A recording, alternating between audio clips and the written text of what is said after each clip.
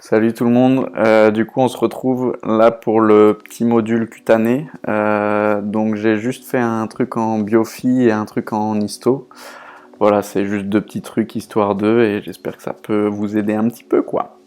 On est parti du coup sur la biophie avec les différentes possibilités pour régler la température. Donc on part avec des thermorécepteurs périphériques au niveau cutané des organes internes. Et on a aussi des thermorécepteurs au niveau centraux, plus situés au niveau de l'hypothalamus. Ces deux types de récepteurs, ils vont envoyer des informations à l'hypothalamus. Et l'hypothalamus, il va, en fonction des informations qu'il reçoit, régler la jauge pour réguler la température. Donc il peut assurer ça avec le système orthosympathique, en augmentant le débit de la sueur. Ça, il le fait par l'intermédiaire de l'acétylcholine, ou en augmentant le flux au niveau des veines superficielles, pour libérer justement un peu plus de chaleur que si le flux restait dans la partie profonde. Et pour ce qui est du flux superficiel, c'est une vasoconstriction avec les récepteurs alpha-adrénergiques. Donc ça, c'est pour la situation où la température est plus élevée que celle du thermostat.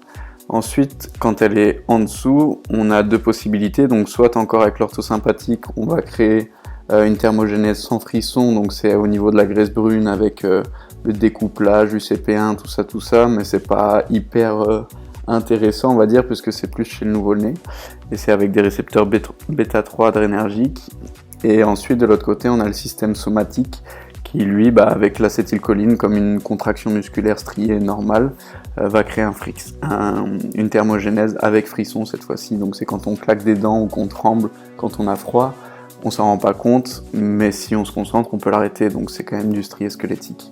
Et aussi quand on est en hypothermie légère, on va dire, on a une vasoconstriction qui se crée pour limiter les pertes de chaleur, et inversement quand on a une température qui est un peu trop élevée, on est en vasodilatation et on a une augmentation de la respiration aussi qui augmente pour essayer d'augmenter les pertes caloriques. Maintenant du coup on va passer avec l'histo. Donc ici j'ai repris un peu l'épiderme, on va dire, avec les différentes couches. Donc du profond au superficiel, on a la couche basale, puis la spinocellulaire, la granuleuse, la cellule claire que chez certains types d'épiderme, et la couche cornée. Donc avec la couche basale, on va retrouver des kératinocytes en division, donc ça veut dire qu'on va retrouver beaucoup de figures de mitose au niveau de cette couche, et on a des fibres de kératine de type 5-14. Au niveau des connexions, donc on a des desmosomes qui se font entre les cellules de kératinocytes qui sont au niveau basal, et on a des hémidesmosomes qui se font pour tout ce qui est ancrage à la lame basale. Ensuite, on a des mélanocytes au niveau de la couche basale qui vont produire des mélanosomes de type 4, et ceux-là ils vont être envoyés dans les kératinocytes pour former une sorte de parasol devant le noyau pour limiter en fait les dégradations de l'ADN par les UV. On a aussi des cellules de Merkel, donc ça c'est pour ce qui est sensible à la pression. Moi je le retiens en me disant que Merkel c'était une femme politique allemande, donc qui résistait pas mal à la pression. Ensuite, pour la couche spinocellulaire, donc on a les kératinocytes qui dans la couche basale étaient cylindriques, et là ils vont devenir polyédriques, voire pavillanteux sur les couches les plus superficielles de la couche spinocellulaire.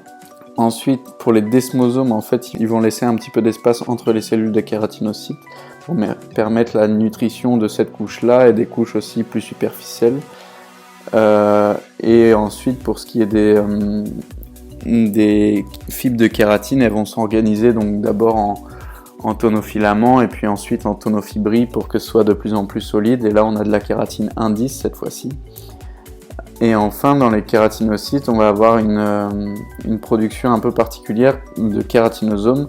Donc c'est au niveau de l'appareil de Golgi qui va produire en fait la membrane qui va entourer du coup un phospholipide assez long, polaire, qui va se replier en forme d'accordéon. Je le retiens pour différencier, on verra plus tard, avec les grains de kératohyaline, en me disant que kératinosome, à la fin, le zome, on le retrouve dans les lysosomes, peroxysomes et tout ça. Et donc du coup, je me dis que c'est un organite et qu'il est enveloppé dans une membrane, quoi. Et ces kératinosomes, ça s'appelle aussi les corps d'Atlante. On a aussi la production de protéines spécifiques au niveau de la couche spinocellulaire et dans les kératinocytes, de protéines comme la cornéodesmosine et l'involucrine, dont on verra les fonctions un peu plus tard. Maintenant, pour ce qui est de la couche granuleuse, Donc les kératinocytes vont encore évoluer, et cette fois-ci on n'aura plus que des kératinocytes pavimenteux. C'est la dernière couche de cellules qui présentent des noyaux, de cellules nucléées, puisqu'après on sera sur des cellules anucléées à partir de la couche claire. Et en fait, c'est cette fois-ci, comme je le disais, on va retrouver les grains de kératohyalines qu'il faut dissocier des kératinosomes, de par le fait que ici c'est un amas de protéines où il n'y a pas de membrane autour. Donc les protéines, ça va être surtout de la profilagrine et de la loricrine. Et ça, je vais le mettre après, mais ça va être observé et ça va être visualisé au microscope optique comme quelque chose de basophile. Ça aura une importance, on le verra après.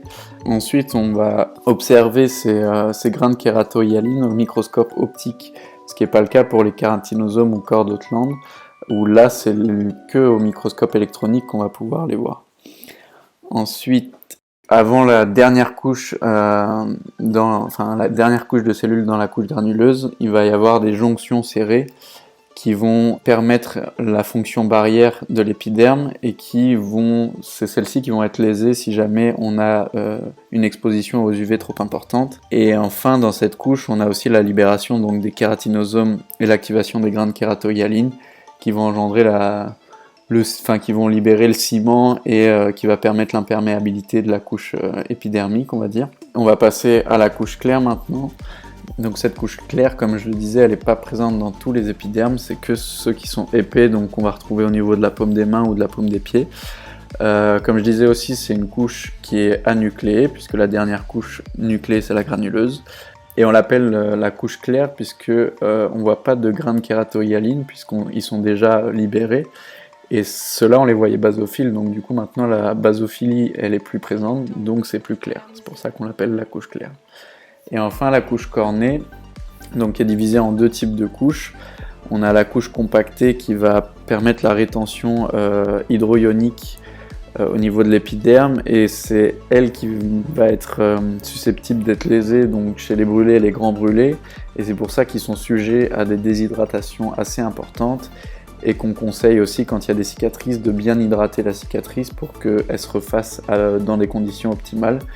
Et ensuite on a la couche disjonctée, donc elle, en fait elle va être disjonctée puisqu'il va y avoir une dégradation par des protéases de la filagrine et des cornéodesmosines, donc les jonctions qui renforçaient les desmosomes, et en fait c'est ça qui va ensuite créer la desquamation et donc les peaux mortes qu'on connaît. Enfin, c'est juste pour tout ce qui est processus de cornification. Donc là, j'ai entouré d'abord l'involucrine et la loricrine, donc ces deux protéines qui vont renforcer la membrane par leur face interne. Donc elles vont cimenter la membrane des cellules à l'intérieur. Et ensuite, on va aussi avoir un renforcement des jonctions, donc comme je le disais, avec les cornéodesmosines. Qui vont s'ajouter aux desmosomes, on va dire, pour renforcer les jonctions et du coup renforcer encore plus la barrière épidermique. Et enfin, on a le renforcement des tonofibriles de kératine avec la profilagrine qui va ensuite être phosphorylée et qui va donner des monomères de filagrine, et c'est eux vraiment qui vont renforcer donc la kératine. Et ça, c'est aussi comme l'involucrine et la loricrine, ça se passe dans la face interne de la membrane, contrairement aux cornéodesmosines et aux jonctions. Voilà, j'espère que ça vous a aidé. Si c'est pas appris des trucs, au moins à étudier un peu et réviser. N'hésitez pas à me dire s'il y a des petites fautes ou quoi que vous avez pu observer, ou si vous avez des questions, n'hésitez pas. La bise et ciao, bon courage.